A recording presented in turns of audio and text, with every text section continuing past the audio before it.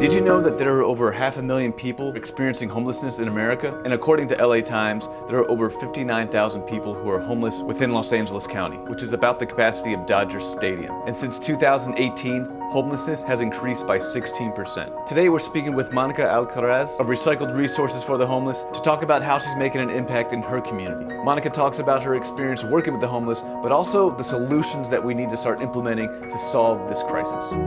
Recycle Resources started in 2008 through Rebecca. She started out of her house and she worked with the Department of Mental Health out of Skid Row and saw that nothing was happening here. Nobody was getting services. So she just started this monthly outreach, kind of like trying to see who get to know the neighbors, and started doing outreach. I started with her in 2013. I was on the neighbor council, saw that nothing was happening in my community, started getting more involved. And now I'm the CS coordinator for Northeast, which is the CS is a coordinated entry system, which is both the county and the system voted to, this is the way we're going to capture people and make sure that they're getting the services that they need, or at least, track them where they're at. Recycle Resources are all volunteers, right? So nobody gets paid. We do what we do. That's how things get done. Yeah. I actually work out of Exodus Recovery. So that's my day job. Right, Okay. and I volunteer with Recycle Resources. But this, for me, the Saturday drop-in is something very important because I'm able to connect and keep connected with the people that are homeless in my community. So I was born and raised in Highland Park. I was born at General Hospital, but born and raised out of Highland Park. And so what happens in my community is very important to me. Yeah. Yes. What's the one resource that you find everybody needs when they come to you? Everyone needs housing. I guess until they get housing, they need somewhere that they can be and have community. And so that's one of the things that we provide is community. And here, they can eat. Obviously everybody needs to eat. Yeah. And here's the thing, there's so much that happens downtown that I hear, but it's not happening anywhere else. Right. So that's the biggest issue, where downtown has a plethora of services, which is great. But there's so many people that are in your community that need services. So why don't you start there? Because I hear people are coming from far to go to help downtown, but help the people in your community. That's my thing is helping the people here. Yeah. I get, because of what I do, I get people referring people from other areas. I'm like, you need to work with the people that aren't in your area, and I try to connect them back to that because that's their resource, that's their network. But this is community, and this helps people get started on that path of homeless, because off or exiting homelessness, because a lot of times they need to trust you, and people don't get that. When they say, they would say Northeast, they're so service resistant. They're not service resistant. They just don't want to go downtown. So you've had, how many cases do you, if you know the exact number that you've had come through here and now they're reintegrated into society? I don't know. I'm going to tell you right now, I have a list about 10 that I'm housing that are in this area and that either came through here or we help them in other ways. Because one of the things about the drop-in center is that even though they may not come here like on a regular Saturday, they're able to access the clothes, anything that we have, we can take to them. So this is not just for the people that come through here. We actually take some of this clothes and we'll take it to the river. We'll take it wherever they're at if people need clothes. And a lot of times we'll bring them out here during the week and they can get clothes themselves. The goal is to make sure that we get it out into the community because Northeast is spread out right? Downtown is like this little cluster, right? So it's easy to walk down the street and do this or whatever. But here it's so vast, and then people are up in the hills that if you don't know, you can't find them. A lot of times people that are homeless they take me, and that's a lot of times that's why people can trust me. And then also that people know that I've housed a lot of people in the area, so they're like, oh, you're Monica. They see you as the ally. And they see, and it doesn't matter if they're just not here in Highland Park. I live here, so I pass by, I see people all the time. But like in other areas, they hear about me. You need to talk to Monica, and that's the way that we get them. So that's important, The trust. I think that's the biggest thing is people need to feel that they're safe, that they're not being judged, and people I think have this stereotypical, like this is what a homeless person is. But I'm gonna tell you, homelessness is not like. You both could be homeless looking the way you look, and not in the, you know what I mean? Like, it's true. Like, it does. You don't know what homelessness looks like. There's so many people living in their cars. People that are working that can't afford gentrification. Highland Park, big time hit. So many people have been evicted. So many people. Like this, just one building down the street, 64 families were evicted.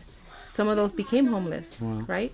So that's one of the things that like people need to understand, that anybody could become homeless. So one of the big things that I don't care what anybody says, and I've told people this after, and I've been telling these people for a year, is the rent control needs to change, because that's how people people in my community are being evicted, and just in other that's why they can do it. So that needs to be looked at. And you know, now they're barely starting to look at, but I'm going to tell you, council member Wizard and another council member tried to look at that 8 years ago, and they were the only, him and the other, I can't remember who the other council member was, or I think it was probably close to 10 years ago, were the only ones that were like, hey, this needs to change.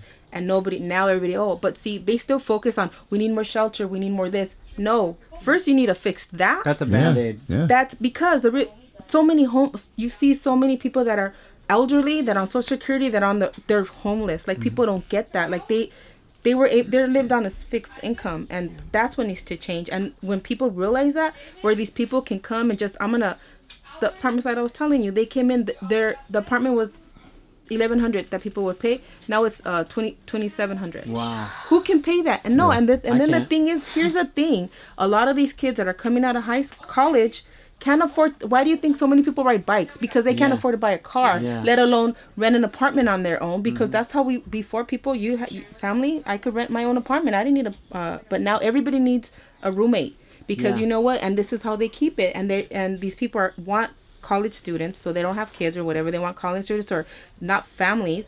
And so you have to have 4 roommates to be able to Yeah. afford that. And that's real. I mean, people don't look at that. Don't get me started. Gentrification. No. But Yeah. that's the reality. When they fix that, that's when all of this is going to change. But it has I think to be, that's great. they have to bring it down, because who can afford, I mean, They can raise your rent 10%, but then you're no, raised it's at supposed to be work. 3%. They Yeah. raise it. Yeah. No, it's Mine supposed to be was- 3%. But you know what? They're Yeah, allowed that's to it. raise it whatever they want. Yeah, Yeah. my If guy they're, was if you're 10. not, if you're not at what 73, if your building's not from 73 or below, they can raise your rent whatever they want.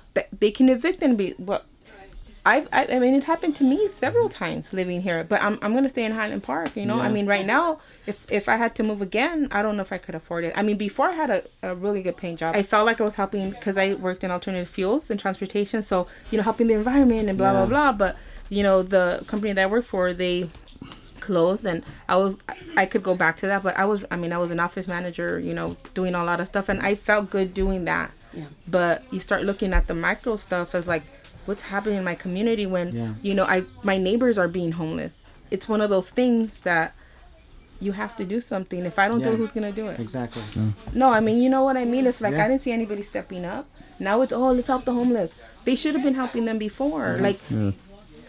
if they don't fix that rent control thing, it's gonna continue to happen, and it's gonna hit you. It's gonna hit everybody. And you know, everybody talks about, you know, when the market broke or whatever, you know, people didn't feel it. I didn't feel it until it hit me, or my neighbor didn't feel it until it hit them, right? But people need to care about people. And here's the thing, you know, whether you want to not have the homeless because it brings down your property value, or whether because no, it's real. Yeah. I don't No, care. I I don't know, care what it it's- is. Whether it's like because of that, or you don't want them. Oh, this poor homeless person. The end result, it helps everybody. Yeah. Get them housed, get them somewhere where they need to be, and it helps everybody. I don't mind the person that's coming in that wants to make this their community, that wants to be part of it. Yeah. But if you're coming in to flip a house, I have a problem Yeah. with you. If you're coming in to buy an apartment building and throw everybody out, I'm gonna have a problem with Yeah. you. That's one of the things why I don't want to leave Highland Park, because it's my community. It's where I grew up. I went to Franklin, to Burbank, and I get upset. But so that's what this is what I'm doing to help and advocating, because I have to advocate for my community. Yeah. You're planting seeds for all of us. You're an amazing. Oh, I'm crying. I don't want to cry. Why do you guys make me cry? It's fine. Here's the thing. In reality, you have to start in your community. Yeah. What are you doing? Yep. And that's what I'm doing. I can't be like I you know, it's kind of like people getting killed on Figueroa. You know, there's people use it as a freeway, right? I can't care about what the people from Pasadena. I can't care about the people in downtown, because the people on my street, they're coming Yeah. through my street, people from Pasadena or from wherever, and killing the people on my block trying to cross the street. So, you know, I have to focus on at least what's going on in my community. Yeah. And I think if we all focus on our community first, and then it spreads out, right? Yeah. That's what's important. I think that's the best way to really get yourself plugged in. I think that's the best valid point that I've heard. I mean, plug yourself into your immediate community and start making an impact there. I think it's very important. I think It's just- what you're doing is really amazing. Oh, it's not amazing. I think people do it all the time. I just think that more people need to do it. You know, more people need to step up and stop complaining about like the guy downstairs that's peeing on the street because he has no restroom to use, or the Yeah. lady that's, you know, sleeping on your doorstep, because that's probably the safest place she feels at, or, you know, just start in your community. Judge less, get more plugged in. Yeah. That's Monica's message. Calls for a group hug, guys. Calls for a group hug. Yay! Joe, get in here. Get in here, I don't think I can film.